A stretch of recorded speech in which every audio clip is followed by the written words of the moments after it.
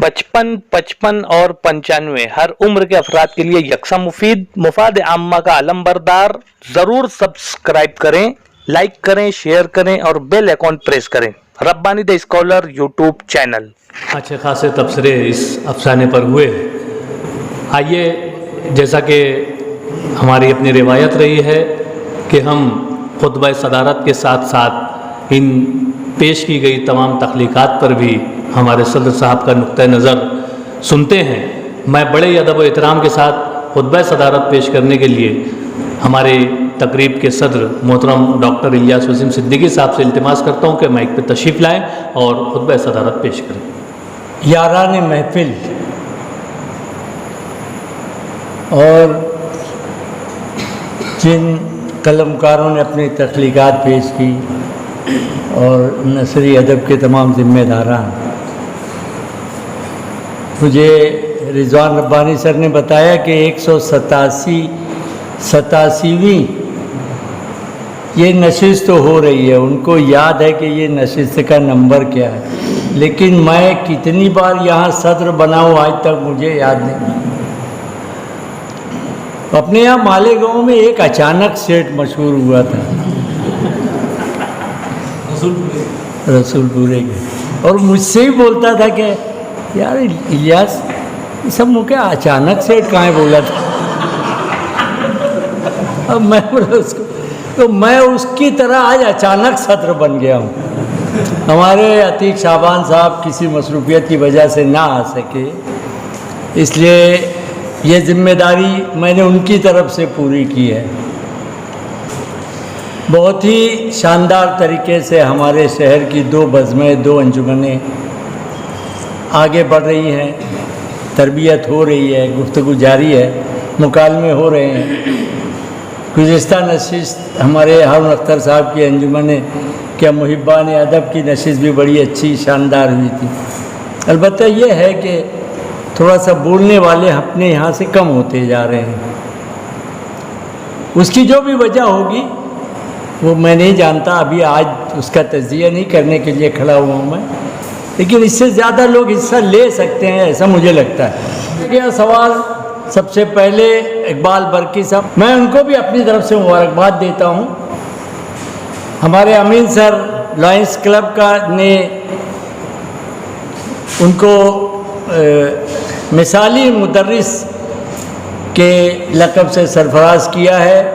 میں ان کو بھی اپنی جانب سے بہت بہت مبارکباد دیتا ہوں. سب سے پہلے میں اپنے تھوڑا سا تبصرہ کر لوں ہمارے احباب کی تخلیقات پر. پہلی تخلیق تھی مجید ماسٹر صاحب کی جنات کی بیٹی. اس پر کافی لوگوں نے گفتگو کی، اچھی کی.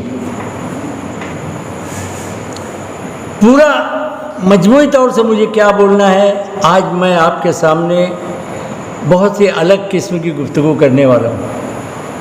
اب یہ موقع ملا ہے تو اگر آپ برداشت کر سکیں. بہت ہی اچھی کہانی تھی وہ، اس میں کوئی شک نہیں، لیکن کوئی استعجابی کیفیت، کوئی سسپینس وغیرہ کی چیز مجھے اس میں کوئی تجسس بیدار نہیں ہوا میرا. وہ جن کے ذکری پر وہ غائب ہو گئی تو معلوم پڑا کہ جن ہی لے گیا ہے. ہر چیز اپنے آپ کی وضاحت سیلف ایکسپلینیٹری چلتی رہتی ہے. تو اس کا خیال رکھنا چاہیے ہم کو کہانی میں کہ نہ کسی قسم کا اشارہ ملے، نہ کسی قسم کی کب کے بھید کے کھلنے کا کوئی کلیو ملے، اس طریقے کی کوئی بات نہ ہو اور پھر کہانی آگے بڑھے. اس میں لطف دوبالا ہوتا ہے. زبان کے تعلق سے بہت گفتگو ہو چکی، ہوتی رہتی ہے. یہ ایک ایسا موضوع کہ کبھی ختم نہیں ہوگا.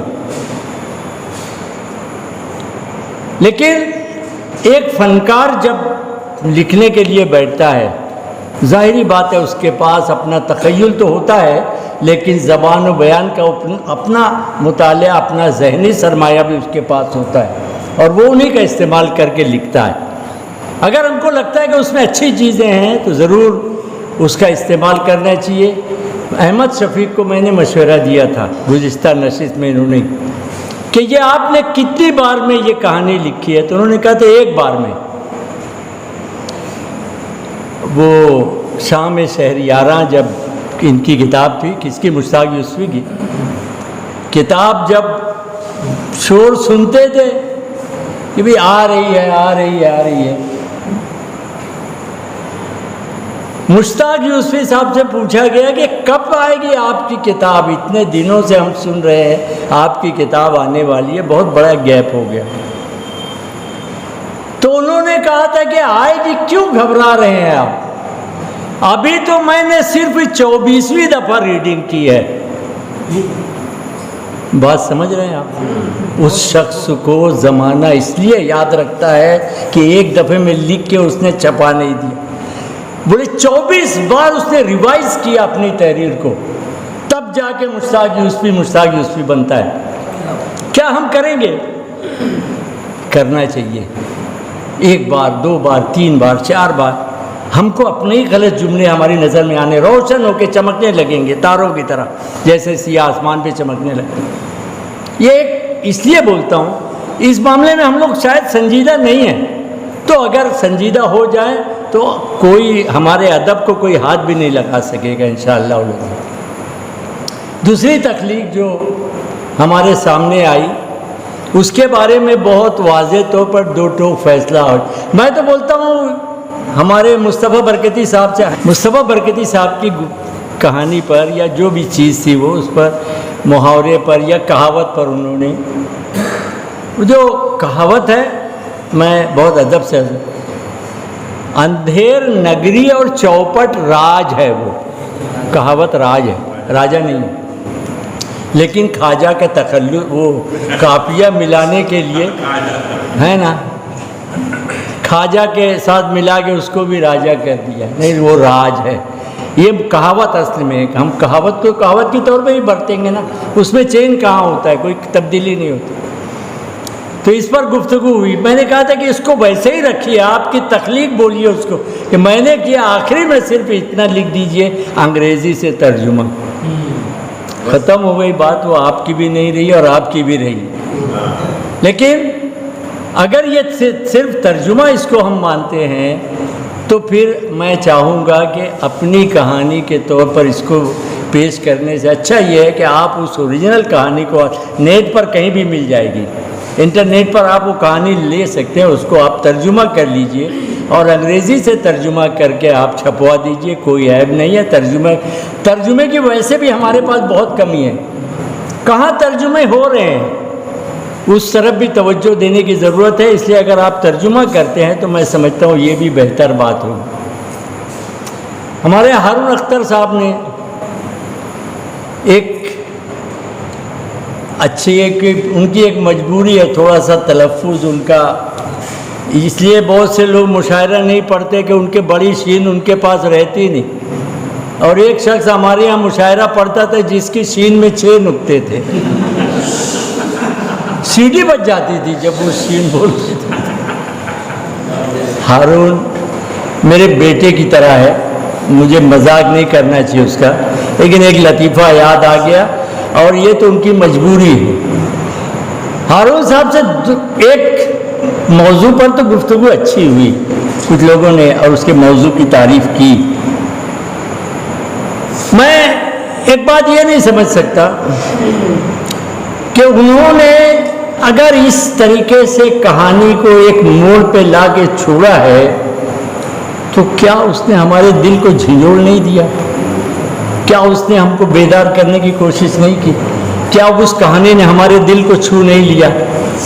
ٹھیک ہے، تھوڑی سی زبان و بیان کی کمزوری میں بتاؤں گا ہارون صاحب، کہاں آپ سے زبان کی کمزوری. میں لکھنے والا تھا لیکن مجھے کوئی کاغذ ہی نہیں ملا، اس لیے 1-2 جگہ جہاں ہے مجھے وہ یاد، جو جہاں یاد آئے گا میں بتا دوں گا آپ کو. مجھے یہ کہنا ہے ایک موضوع جو خود ان کے گھر کا بھی ہو سکتا ہے، انہوں نے اس موضوع کو ٹچ کیا.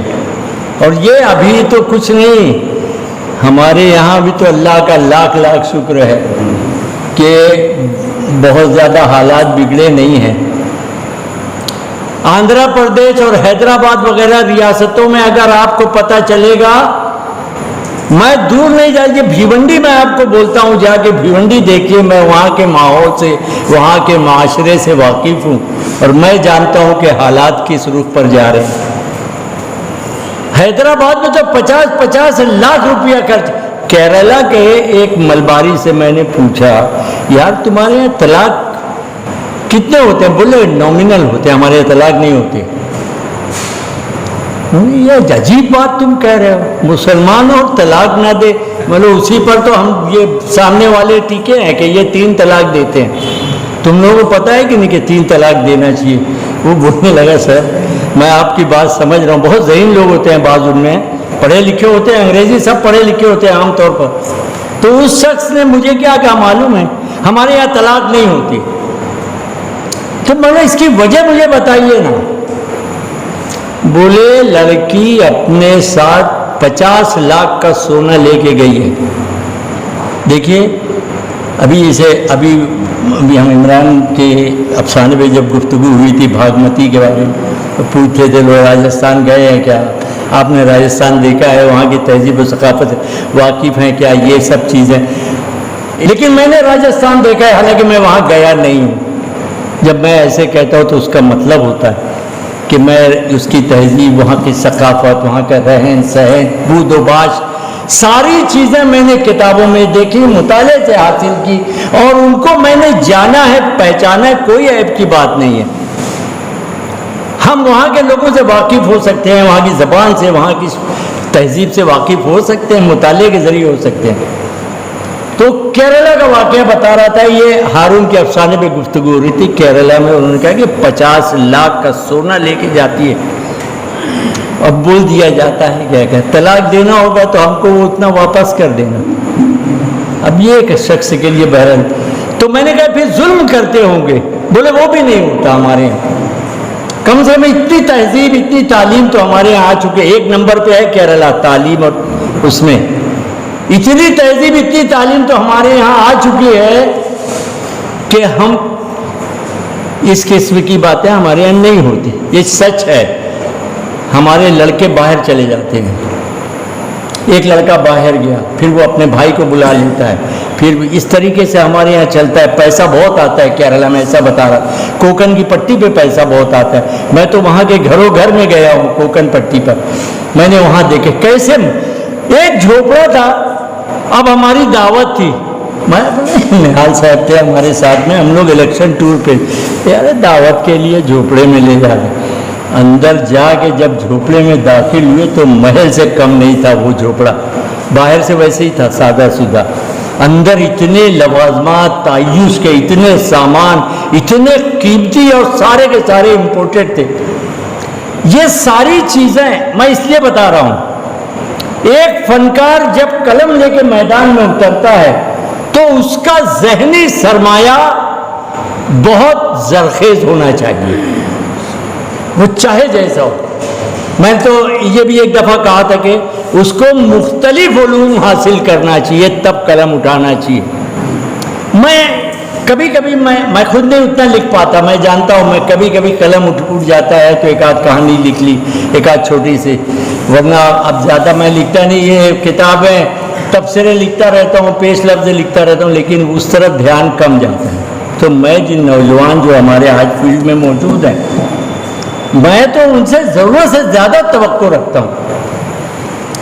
تو یہ جو موضوع چھیڑا ہارون نے، تو ہارون سے بھی میں یہی چاہوں گا کہ آپ اپنی تخلیق پر مطمئن کیسے ہوئے؟ آپ نے لکھا ہے کی در و دیوار، کی در و دیوار، در و دیوار میں مؤنث میں استعمال نہیں ہوتا، در و دیوار مذکر میں استعمال ہوتا ہے، اس میں دیکھ لیجئے گا، مجھے یہ یاد ہے اس لیے بتا رہا ہوں۔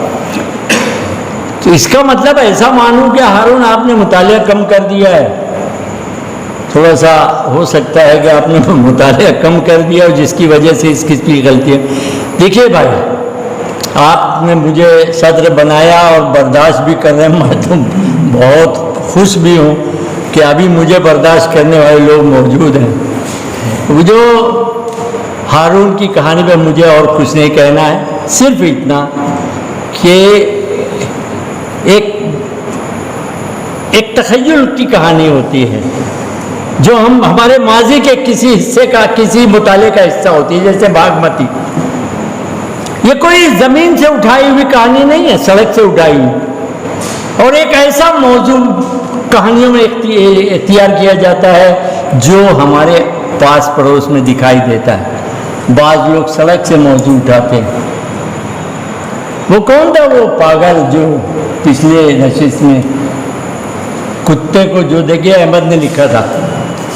سڑک سے بھی موضوع اٹھائے جاتے ہیں کہانی کے لیے. یہ ہماری فنکاری ہے کہ ہم اس میں اٹھائے ہوئے موضوع کو، میں بہت خوش ہوں.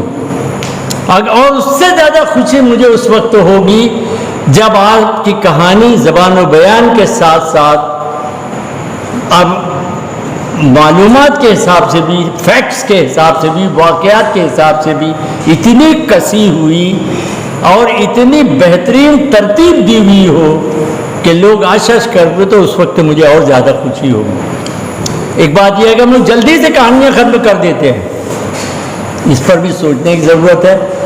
بہت زیادہ وقت تھے. یہ عمران یہاں بیٹھے، اس نے ہمارے یہ مشتاق زبیر یہاں بیٹھے ہوئے، انہوں نے کچھ نہیں کہا. مجھے بڑی حیرت ہے.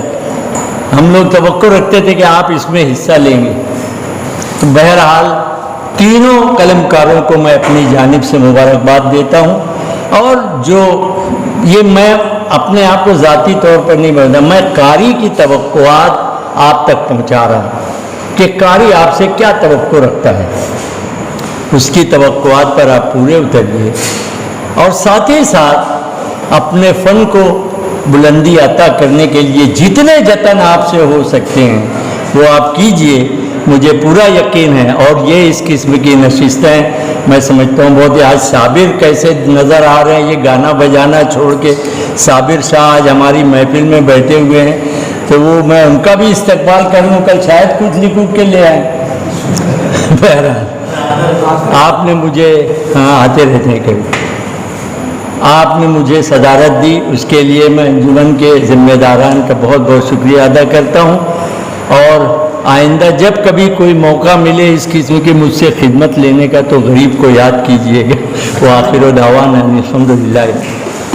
بہترین انداز سے خطبہ صدارت پیش کر رہے تھے ڈاکٹر الیاس وسیم صدیقی صاحب. اس سے قبل کہ میں رسم شکریہ ادا کروں، آپ لوگوں کی تک کچھ اعلانات پہنچانا چاہوں گا کہ آنے والے 2 اکتوبر کو اسکس ہال میں رات میں 9:30 بجے کلام مختار یونس، مزاحیہ کلام مختار یونس، اس عنوان سے ایک کتاب منظر عام پر آئی ہے، اس کا اجرا ہونا ہے 2 اکتوبر کو.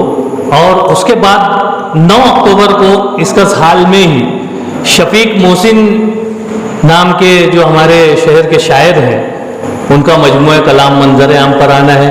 آپ تمام سے گزارش ہے کہ ان دونوں تقریبات میں آپ ضرور شرکت کریں. اور 15 اکتوبر یعنی اس کے بعد والے اتوار کو غالباً، یعنی وہ تاریخ میں سمجھتا ہوں کہ طے نہیں ہے، لیکن بہرحال وہ وہی تاریخ ہونی ہے، قرار پائے گی. تو اس میں ہمارے شہر کے ایک مشہور معروف ڈرامٹسٹ محترم حمید شیخ صاحب کی ڈراموں کے پر مبنی ایک کتاب طرفہ تماشا، یہ منظر عام پر آنی ہے، اس کا اجرا ہونا ہے. اس طرح سے بالترتیب ہر تینوں اتوار کو جو ہے وہاں پر رات میں اجرائی تقریب ہوگی. تو آپ تمام حاضرین سے گزارش ہے کہ اس میں شرکت کریں.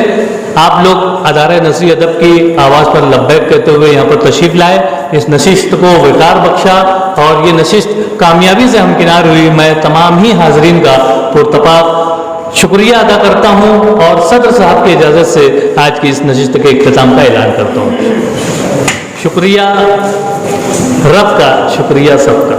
اسکالر یوٹیوب چینل علمی، ادبی، دینی، ملی، سماجی، ثقافتی، تہذیبی، فلاحی، طبی، فنی، معاشی، تجارتی، معاشرتی، انتظامی، انقلابی، تحریکی، تحقیقی، تکنیکی، تفتیشی، تعمیری، تعلیمی و معلوماتی یوٹیوب چینل ضرور سبسکرائب کریں، لائک کریں، شیئر کریں اور بیل آئیکن پریس کریں. ربانی دی اسکالر یوٹیوب چینل.